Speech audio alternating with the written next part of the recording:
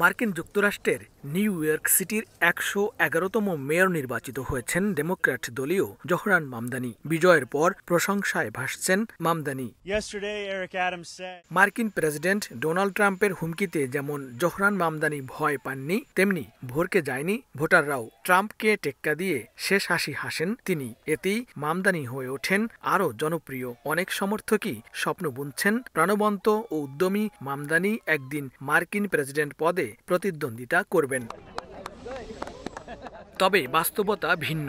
যুক্তরাষ্ট্রের সংবিধান বলছে মার্কিন প্রেসিডেন্ট কিংবা ভাইস প্রেসিডেন্ট পদে প্রার্থী হওয়ার প্রধান শর্ত জন্মসূত্রে দেশটির নাগরিক হওয়া। মার্কিন নাগরিক হলেও মামদানি যুক্তরাষ্ট্রে জন্মগ্রহণ করেননি। ১৯৯১ সালে উগান্ডায় ভারতীয় বাবা মায়ের ঘরে জন্মগ্রহণ করেন তিনি। ফলে অনেক সমর্থক চাইলেও মামদানি প্রেসিডেন্ট পদের জন্য লড়তে পারবেন না কোনোদিনই।